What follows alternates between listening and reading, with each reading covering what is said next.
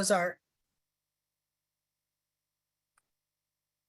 So thank you very much for joining us. My name is Natalie Mera. I'm the Executive Director of the Ontario Health Coalition, and we're here today about Bill 7, which is the Ford government's new legislation that overrides the right to consent for elderly patients waiting in hospital for long-term care, and can force them into a long-term care home that is not of their choosing, far away from where they live and where their loved ones are. So in very concrete terms, what the bill does is it enables the hospital or discharge planner to assess a patient without their consent, to share their personal health information with an array of long-term care homes and other providers without their consent, to fill in their application paperwork and admit them into a long-term care home against their consent. So into a home that they don't want to go to.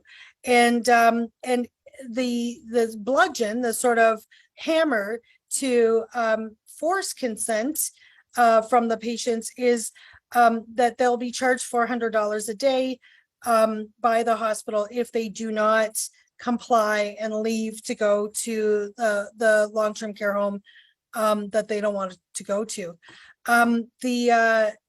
The distances are huge in Southern Ontario.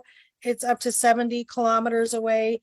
In Northern Ontario, under the regulation, it's up to 150 kilometers away. But if there are no beds available in that 150 kilometers, it can be any distance.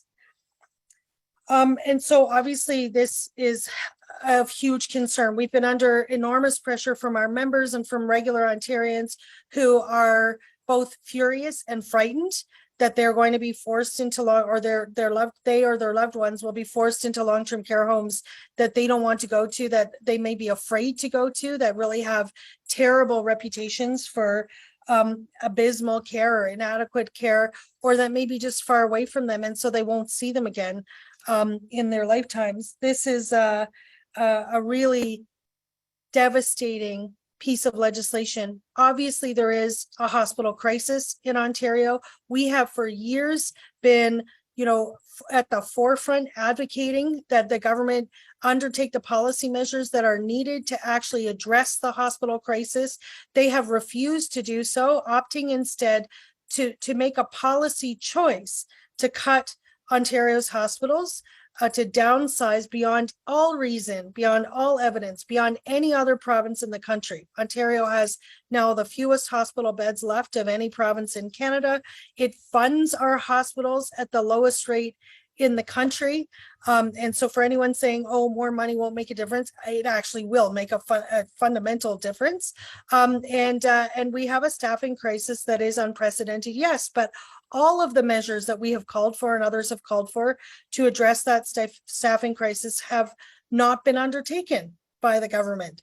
So there are other options, but the option of steamrolling over the fundamental rights of the frail elderly, of people in the last months of their lives, to force them into places where they will die, often alone and without adequate care, is absolutely, obviously unacceptable. And on principle, we have to challenge it. So today we're bringing a charter challenge. Our co-applicants are the Advocacy Center for the Elderly. I'm here today with them and with our council. I'm going to turn it over to Jane Meadis. She is a lawyer and institutional advocate at the Advocacy Center for the Elderly. Jane, go ahead, and then I'll introduce you to Ben Piper, who is here, and he's from Sack Goldblatt Partners, LLP, and they are our counsel for the Constitutional Challenge. So first, Jane Meadis from the Advocacy Center for the Elderly. Thanks, Jane. Thanks, Natalie. As Natalie said, this is, an egregious, piece of legislation. It is going to override the fundamental rights of the seniors and others who are applying for long-term care homes. We've got legislation which fundamentally has since the mid-90s has required very clearly consent to be admitted into a long-term care home. And because of poor planning and poor management by successive governments, they're in a place where they're now saying, well, we have a problem in our healthcare system, and we are going to make the seniors be the people who are going to suffer because of these issues. The kinds of cases that we hear about at ACE with respect to long-term care, I think, are the kinds of cases that we're going to see multiplied in the future. We have clients who go in to see their spouses 3-4 times a day. They will be feeding them meals. They may be helping with exercises. They obviously provide emotional support. We have spouses who have been married 60, 65 years who, under this legislation, could be ripped apart. So people who we have that would be going into that home on a daily, multi-times a day, providing that love and support for the person, are no longer going to be able to do that if they're forced into long-term care homes that are far away. Even just going a town over, if you're going, say, outside of Toronto, that person will have to find their own transportation to get to that facility. They're going to have to try to figure out how to get there. And if you are in your 80s or older, that could be difficult, if not impossible. And certainly you're not going to be able to sustain the time frame, the amount of time that you have been able to go in to see those people. We have family members, who provide lots of care, especially spouses, but children as well. And that care will disappear. We saw that during COVID, that lack of that support and that extra care really was quite problematic, really caused people to deteriorate a lot. People give up, people become depressed. They're not getting the advocacy that they require in long-term care, as many of these people have dementia and really can't speak up for themselves. And it's those family caregivers, those spouses, children, who are able to see the slight changes because they know those people so well. And this is just going to disappear if this happens. This is really, utilizing a hammer against seniors when there's, they're picking on seniors because they see them as an easy target.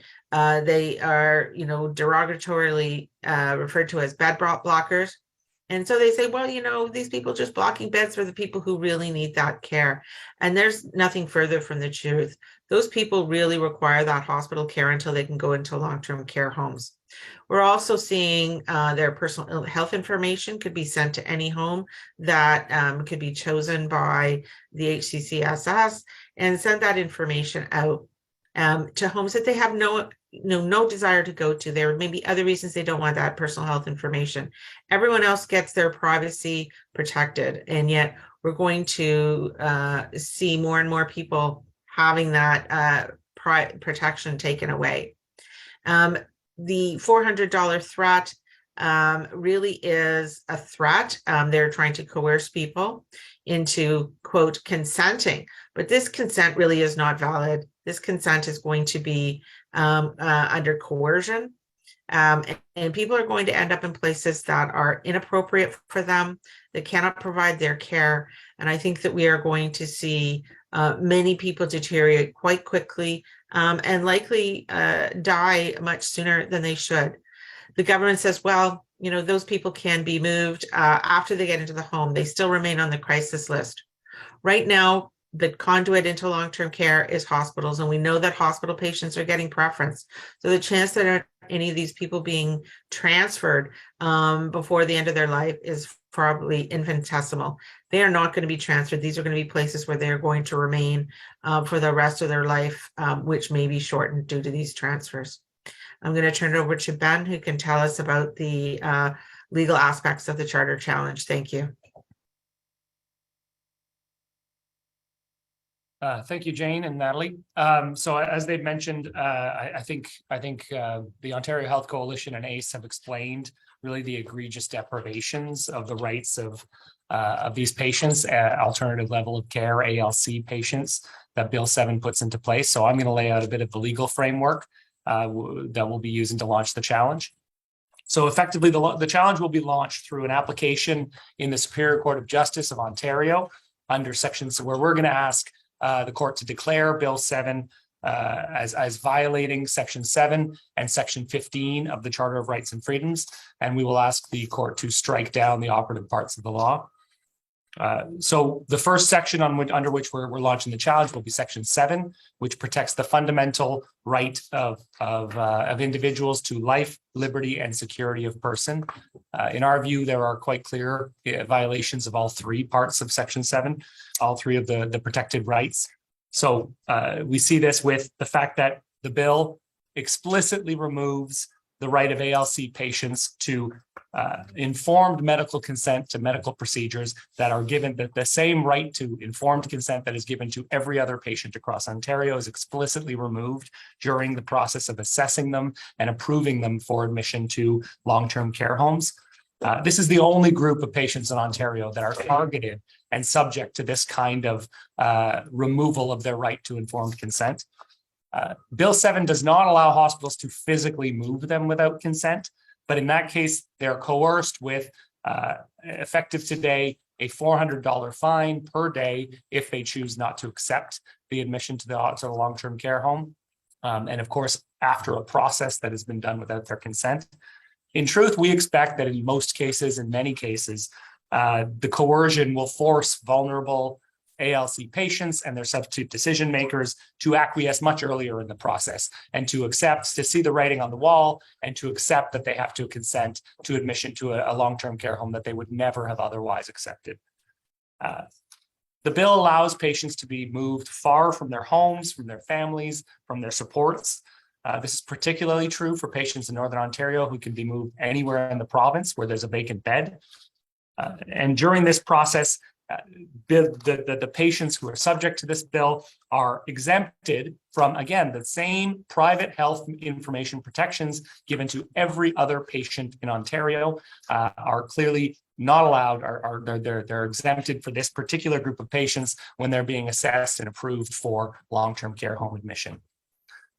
We know, as you've heard from ACE, we know that the dehumanizing nature of this process, and we know that the placement of ALC patients far from their families, from their supports, from being exposed to substandard medical care. We know the impact this can have during the COVID pandemic, and we know the devastating impact it can have separating them from spouses, from families, and from the supports that they would have in the community. When you take this all together, we think we can clearly establish that Bill 7 will take away decision-making by long-term care patients, by ALC patients, or their substitute decision makers on a number of fundamental personal choices that go to the heart of basic human dignity. That's what's protected under Section 7 of the Charter. It equally results in significant psychological and physical harm to ALC patients, and for some will very likely result in premature death. Those are equally violations of Section 7 of the Charter. We will also be arguing that Bill 7 violates the right of ALC patients to be free from discriminatory treatment under Section 15 of the Charter. These are overwhelmingly elderly patients, and that is the source, usually the cause of the physical or mental health issues that require chronic care in the first place. It's also a group that we know is subject already to prejudice and stereotyping as disposable, and as we've heard, as bed blockers, as an obstacle in the way of effective healthcare. What Section 15 of the Charter says is it doesn't allow the government to enact a law that has a clearly disproportionate impact on a historically disadvantaged and stereotyped group like the elderly patients at issue here. That's exactly what Bill 7 does, and that's why we think it will violate Section 15 of the Charter. Okay, so just to close, we're talking about elderly people here who are in hospital because something, catastrophic has happened, and they have to face the really already very difficult decision to move to a long-term care home. Well, very likely the last move of their life.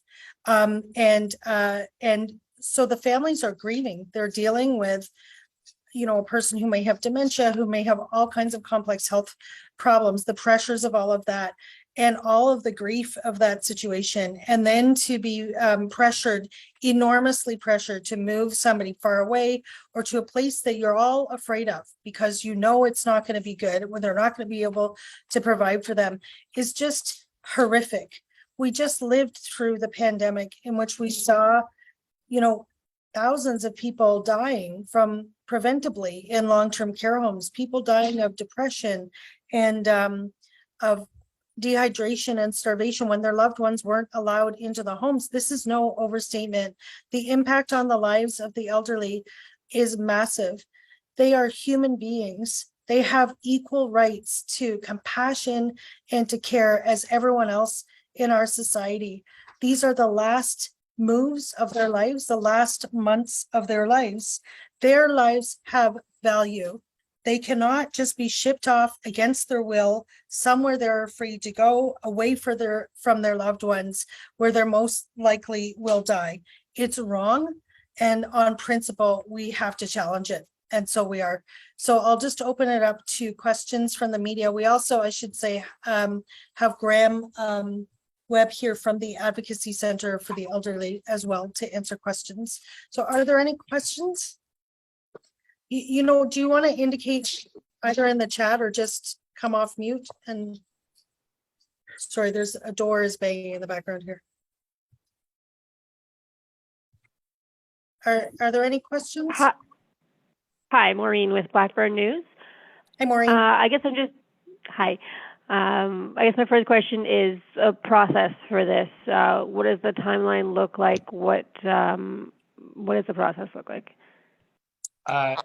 We will be assembling an application very shortly and filing it very shortly, along with our initial evidence in the application.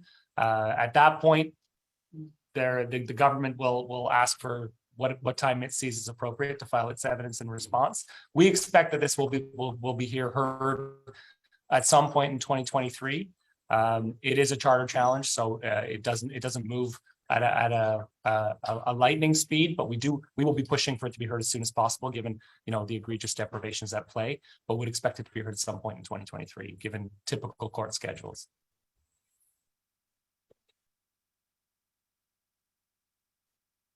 Anything else? I know that the fee just came into effect, the $400, but the legislation came into effect a couple months ago. Have you heard any instances where patients have been moved? Do you have any examples of that?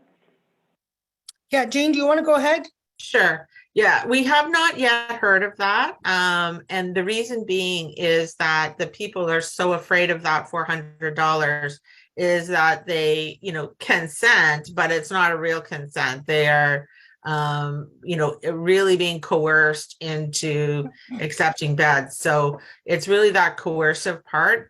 We expect eventually somebody will be charged the $400, but really what they're using this is to coerce people inappropriately and to really get what I don't really think is a valid consent, but they do sign a piece of paper and say it's okay. But they're really just being coerced into going somewhere that's not appropriate because they're afraid of that $400 a day and the effect that would have on their, in their life. But Adele, if you're asking, we have heard from people who are being threatened and are being coerced to go into homes not of their choice. Yeah, we are, and I'm sure you are as well, Adace. Yeah. In fact, that started long before it actually started before the legislation was even passed, that they were being told that if they didn't do this, that they were going to be, put anywhere anyway. And that started even before the legislation was even in place. Any other questions? Very quiet. Okay, so I just I wanted to mention something. We're doing this as community organizations, and we're asking people interested Ontarians, if they want to help, we definitely, we need to raise the money. We're going to do it regardless.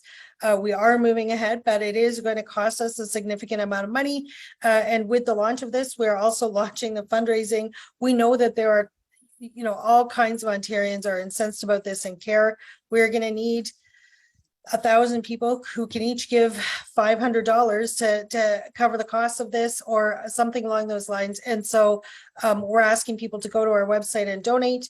We're asking for people who are in this circumstance. Unfortunately, there is no ability to appeal under the legislation. This is our recourse. It's to bring a charter challenge to have the legislation struck down.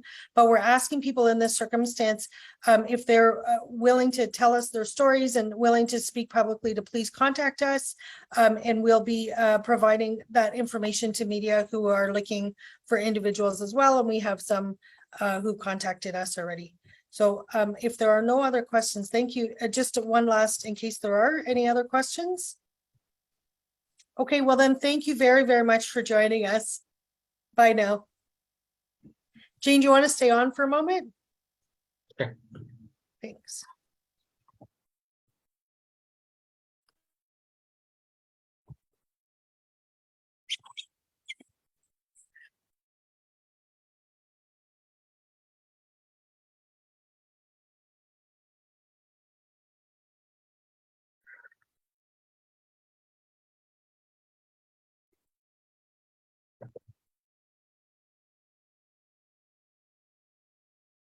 Hey, Jane, we're all Hey. here. Wait, I'm gonna move back. Oh, if I move us way back, we're all. Great job, Jane. Yeah. You Thank you. rock. Oh, God. Are you doing radio noon at noon today then? I'm doing Radio Noon at noon. I did Alex Pearson at 640 Radio this morning. Great. Thank you. Ooh, So I look didn't at get- you. So I didn't get to hear as much of the press conference this morning as I'd hoped. I think I saw on Twitter already, Vivian has all of the clips up, I think, actually. I did 10-10 Yeah. talk 10-10 this morning too. They were Okay. pissed off at me, like they're arch Tories, right? So they were like quite rude when they when they ended it. I'm glad Brian you Lilly got was that there. one. Huh? I'm You glad look you very got that old. one. Brian Lilly was there from the Sun. Oh my When God. was he on the He line? was the one who asked about Kieran Moore and the Mets. Is that Lily? Oh, okay, yeah, Is yeah. that not Richard Southern? Oh, is that Brian Was Lilly? that Richard I think that Southern? might have been Richard Southern. Oh, sorry, that wasn't Brian Someone Lilly. said Brian Lilly, and I was like, that's not.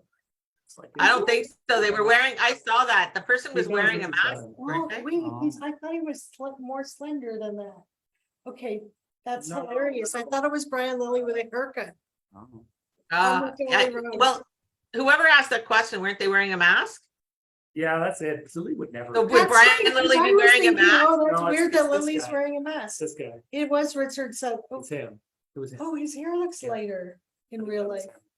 And because he's also got a tweet out quoting your answer on the Moore thing. Okay, When I saw that video, I thought he should resign. Of course, that's the one. That's what he's gonna focus. So he's got that. He does have another tweet on the challenge. I went on to say that we don't generally play politics that way, like we didn't put out press releases and so on calling for his resignation, because that's kind of like whatever gotcha Yeah. politics, you know, but anyways, he, And then you said, but my personal opinion is. but yeah, because you know what, I wanted to answer the question. I think it's fair to be honest, but you know, they always play the game, right? Yeah. So Did that you was good. So did you get, what kind of questions did you get around the actual challenge itself? A lot of questions about individual applicants. I think Timing, timing. Yeah, I think they want to. I mean, they're journalists, care about when's it launched, but I think that other than that, lots of our people actually subject to this, which is I mean that's. I think the government has rolled out their response, their rollout, as I've read it, is very much on the line of we're going to apply this compassionately. So I Yeah. think that's where the journalists were coming from a little bit, is this idea that while Oh. it gives them the power, are they actually enforcing it? well, they always had the power, No, they So- don't overrule consent, right? You don't Not have, to if you overrule didn't, consent, that is the but big like difference. oh yeah, so how can Yes. you compassionately? No, that's it. I mean, it's what they've given them is the power to threaten people Right, with $400 fines, that if you don't accept this, we will charge you $400 a day. Right. And that does not invalidate consent, Well- which you said, Jane. Previously, they could have Yeah, tried you this, but it would have invalidated consent. There's no way that'd be valid consent to threaten someone with That's a right. financial penalty. Well, Um, exactly. well, I mean, except for the fact that then they go and consent, but it's not valid. Well, but it is, this law doesn't matter, right? And that's that's what Bill 7 Well, does. It takes away. Yeah, the- but Bill 7 says that at any point in time, like it says, we Yeah. don't need your consent, but at any time, if you want, you can consent. But if you're only consenting because you're being coerced and stuff, it's not Yeah. really consent, like, But that's why they need the carve out from the normal Yeah. informed consent rules, right? Because it's also subject to a broader carve out from informed consent. yeah. So But I I think- think yeah. for purposes of So like just so I just communication to wanted to get, media, that is really very technocratic. Like, yeah, I think that's very technocratic for media. I mean, I Yeah, think the bottom line is that they're overriding. yeah. They do Yeah, remove- right to And I think it's consent, fair to yeah. say they do remove informed consent. It's a Yeah. very, Yeah. and that's core to it, because I think as Jane said, I mean, while it allows them to consent at any stage and revert back to the normal process, it is a consent under the process that's set out, Right. which is a process that involves a $400 threat and an exemption from informed consent. Like they know what they were doing. They put the Yeah. exemption from informed consent for a reason. They knew that a $400 threat could never be the basis of informed consent. Yeah. They never did that. They What twist did your you- arm and Well- say, do you consent? No, and then they twist a little bit harder. And as they keep twisting your arm, you can decide they've twisted hard enough. That's right, So you uncle. now consent. Yeah, and as I Cool. say, I think that is, I expect the applicants will find, the people will find to be applicants or witnesses are probably all gonna be people who caved in and consented. Yeah, I mean, they have to, if they got transferred to a home, at some point, they have to consent along the road, Yeah. or they're paying $400 a day. That's Right, right. At some or point, they, or everybody they has may to just cave. say no, but not pay the $400 a day. Yeah, But then those don't I know help us. what's I gonna don't- happen, right? Yeah. Cause like, then they discharge them. Pardon? Like, if you just say no and then also like what I would do, refuse to pay the $400 a day, see Yeah. what are they gonna do? Really? Well, I'm gonna be and- dead. I mean, the problem Good is that you still have doctors who and nurses who owe duty of care. And if you Yeah. have someone who, this is why, one of the reasons why this has just always been a problem, because you've got a person who's in the hospital, and if they send them to the community, they're gonna die. Yeah, Like you can't send them to the community. So the hospital can't really do that. You know, I mean, we certainly have seen people where they've packed up someone's stuff, put them on the front lawn and said, pick them up, or we're sending them to a shelter. I think they're putting them in retirement homes a lot. Well, Right? they're Like, home care is recommending, going into retirement they're homes. forcing them, they can say, okay, you can go here, or here's your other option is you can go to and pay privately in a retirement home. And that's, you're gonna get, a certain number of the population who are gonna be able to do that and will do that, because the option of going to Orchard Villa versus paying $5,000 a month. yeah, there'll be people who will pay for sure, yeah, who will pay for a private option. The Yeah. more money you have, the more The government can point to those. I mean, I think we don't want to give any evidence around no. people accepting this and paying. Oh, yeah, no. Yeah, I think that's not, if they want to bring that up as an argument, I don't think they'll have good evidence on that. I'd be surprised if they even. I don't think people like willingly. I don't think there's many Yeah. people who can afford $120,000 a year. or Those something. retirement homes are incredibly expensive. Yeah, I don't- Except for the really. That's a hideous really ones. it's just, I don't think it works for them as an argument. I don't think they're gonna go that route. I think they have to just kind of say, look, long-term care homes are regulated. I think their response has to be that, it's a public healthcare system. We can regulate resources. These are regulated homes. They're getting cared for. It's a legitimate thing to do. That's all they can really, to me, that's their only defense that is coherent. That Okay. kind of works. They can talk That about might crisis. surprise The us and problem give with an crisis is incoherent why is it a defense. permanent law if it's a crisis? If it's a crisis, that doesn't justify a They law. were by doing here. two offloads in the pandemic. Yeah, right? it just doesn't, a crisis does not justify a permanent law, so I don't think they can just say crisis. They might say crisis a little bit, that'll be part of the narrative. But they have to kind of take a broader, we are allowed to allocate public resources as we see fit. And this is a reasonable Or use can- of public, these are by definition, patients who they think should be better cared for elsewhere by medical professionals. They'll say something like that. And then, and that they're being blocked. We're getting into the weeds of the legal Super challenge, interesting. but yeah. So I have a question. So when you were asked, because I know this is going to come up in my CDC one, asked about, well, do you have individual applicants? And I've said, because someone said, oh, well, you don't, can you go ahead without that? And I've said, yes. Yeah. We don't need individuals. However, we're certainly looking to hear people's stories and to, include them somehow within our process. So I'm not saying either way. Yeah. I mean, what we I think- don't say, what we won't say, but is actually Mhm. true, is we do need individual witnesses. Whether or not they are applicants is more Yeah. arguable. I think we want an individual applicant. That is definitely way better. But, Yes. but in theory, we could go ahead with that individual applicants. I think we need individuals who will sign So affidavits. can we and not be say, witnesses. just for Media Line, though, can we not say there will be individual witnesses? I think you pretty much can, because we really need them. I mean, I don't see how we go ahead without getting some individuals who will sign. think And affidavits. that's the line I was taking, is we're encouraging people to contact us so we can hear their stories and yes, as But part I of the don't wanna process. act like we haven't heard from people and like Yeah, nothing is No, no, no. happening. Oh, no, That's no. what I want But to I'm- tell them. We have Yeah. heard from people. We do hear from people all the time. You guys hear from people all the time in this. Yeah, But no, rather no. than will be, I'd rather say we're expecting. Sorry. no, it's okay. Yeah. And this But isn't- there this will be isn't- individual witnesses. And this yeah. isn't unheard of. I mean, the case that sets public interest standing, so the ability of Okay. organizations to go, is downtown East Side sex workers. And that was a situation where an organization led the challenge and then had witnesses at Affians That's who right. were Yeah. individuals affected by the laws, Mm-hmm. right? And they were allowed, they're allowed to do that, but yeah, Right. the more individuals, the better. We need stories for We sure. need stories. Yeah, and so that's what I was saying. That's exactly when I did my pre-interview, that's exactly what I said, so. Yeah. Perfect. Hey, look at it. Um, Yeah. I think and it's with hard for people respect stand up and To say- the government, just so you know, the government line, just in case you get asked this, the government line is that, oh, this is going to be done, rolled out compassionately. Yeah, So the answer to that is the government actually doesn't have a role in it. yeah. They're not actually a player in this process. And so, sorry, I can't do Riley's face, just so you know. Yeah. Hey, Riley. We're all listening. My God, my brain. Ben's face.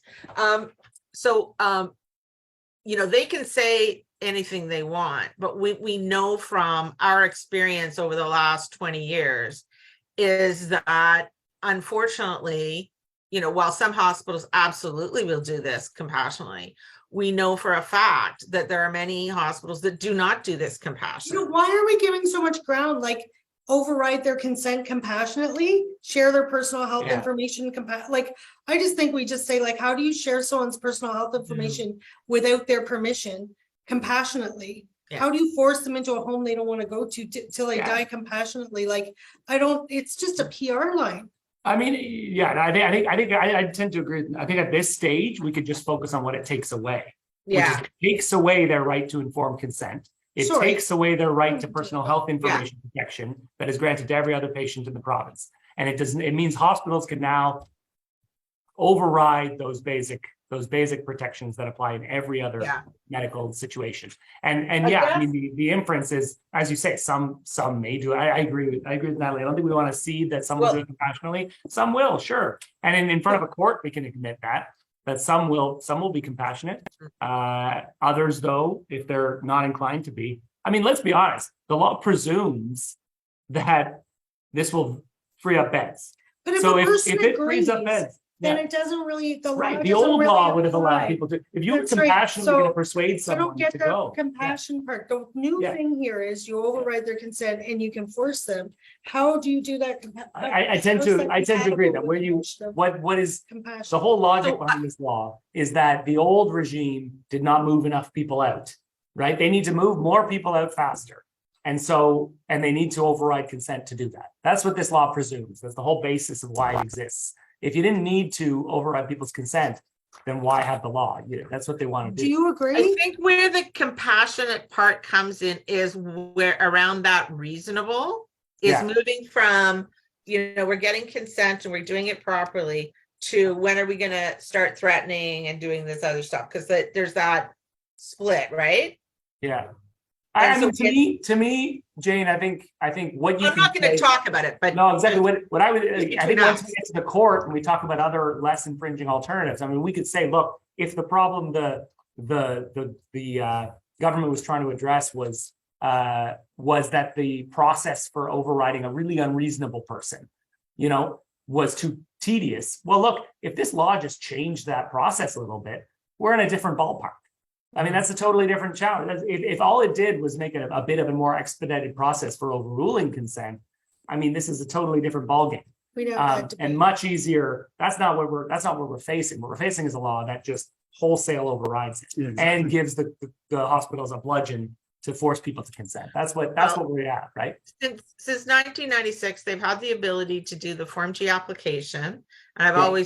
I've said this ad nauseum, that they can do a Form G application if they think that the choices of the substitute are not in compliance with the law. So either known wish or in the person's best interest.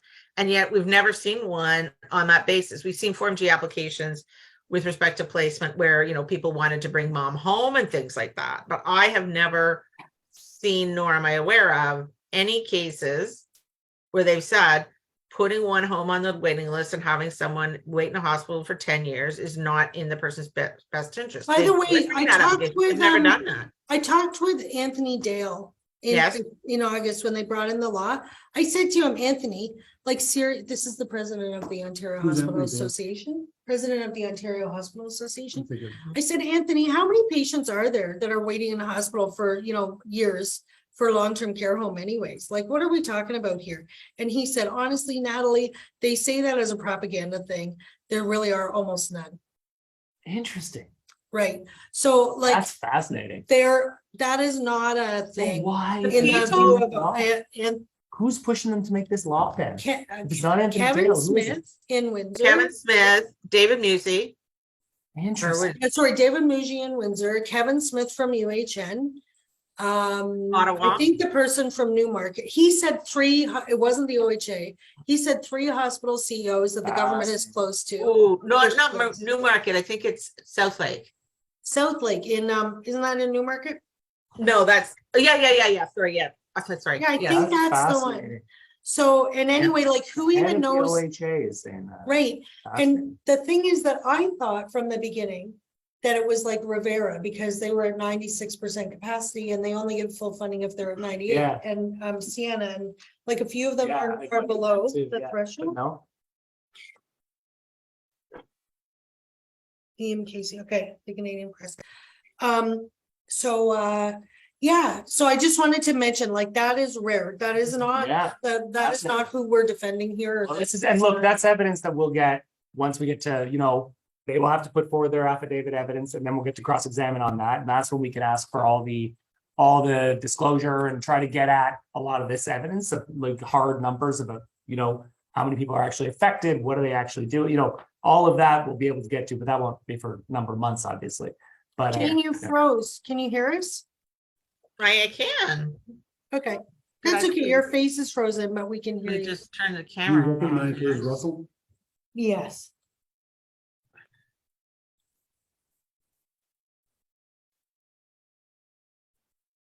Huh. Where is Liz Russell from? 1L, Oh. LIZRUSSEL. I know that name. Can you look it up? Jane, we got a phone call this morning from Liz Russell asking for an interview, as well as we heard from a Canadian press person. What was his name again? Liam, did you phone that person? What's his story like? He's been sent to, most have list issues. Well, oh, CHML. And they moved her to the Milton Transition Hospital. They're great there. They had some behavioral issues with her. They asked them to make a list of homes that she wanted to go to. And now, I mean, she's been approved 3 times to go to the home, but it seems there's no bed. And then in April of 2021. What? Sorry. Oh, they suggested that she Sorry, look just- at 3 other different homes, and he said, but they're all short staffed. The staff were complaining while they were there. They're run down. 2 of them had COVID outbreaks. She needs 24-hour care. The hospital just discharged her back to them in Oakville, with 25 different medications. And they didn't know when or what time to give them. to her. That's a different problem. Yeah. And then the Milton Hospital said that she can temporarily stay there. But the social lead is being very careful with her words and saying that she needs to go somewhere. Okay, good. That's good for media. Yeah. Like it, that's good enough. That's not good for a case, but it's. No, it doesn't, yeah. It's Is a he different willing problem. to speak publicly? Unfortunately. I believe so. We've already reached out to Effie and. Okay. Can we give him to Liam at the Canadian Press? Do you have Liam's contact info? We'll just send it over to Liam. Can you just double check with him that he's, obviously, if he's already contacting media, but Yeah, he's gonna send us his. No, I wouldn't put him forward as someone subject to Bill C7, or Bill 7, because that's not a Bill 7 process. That's just, they're just discharging him. he's in the same situation. It's in the like same he'll similar work for situation, media. but in theory, under Bill 7, they could then put him into an LTC That's right. and force him that That's way, right. but They haven't discharged. done it yet. Yeah. But it's the same, it's gonna work for media. That's right. She's gonna go to Milton Hospital and then they're gonna pressure her into a long-term care. Right. So But they I- I didn't see that. choose, and I think he gets that. No, that's, so can we send that to Liam? She's also forwarding things to the board, and so he said that she specifically wants to be in the home just because they can. Right, but he's chosen 3 and then 3 again. He's chosen 3, he's been approved multiple times for Right, the home. got it. Yeah, And that then part of 3 it's again. great. It's That all part is fine. great. He's in that situation. She's imminently gonna be there. Yeah. He'll work for the media. Yeah. That's fine. I just need to send it. Liam Casey, the Canadian Press. You can just explain it to Liam. Do you want to explain it to Liam? You explain it to Liam. So he's in this situation. She's imminently gonna have this. She's already been under this pressure. It's like the type of person, they're just looking for a personal story. It's me. Yeah, so quickly just to confirm. that Yeah. he's- So can you just, Liam's number is 416. Is it in his in the email? No, it's to Ace. 416-407. Sorry, I'm just trying to do this quickly because I realize it's 11:45. We're gonna. 416-479-459. That's right, Liam Casey, and it's the Canadian Press. So can you give, what's his name? Mark. Is it in on your? Okay. Mark. I'm gonna have to, Mark really quickly and just make sure that's okay. And that's Canadian Press taking care of it. You're gonna go? I have to log off because I'm gonna get my call in a second. so- Okay, yeah, we've got about 1 million, so I'm just gonna divvy up media between the 3 of us here. That's on my phone right now. Okay, Okay, thanks you. okay, that's it. Okay, you'll be off in half an hour, right? We'll bug you again. At 12:30, yeah. I have to do Zoom or radio at 12:45, but I'll bug you after. Like, yeah. Okay, love you. Bye. Bye. Okay. This is what you're the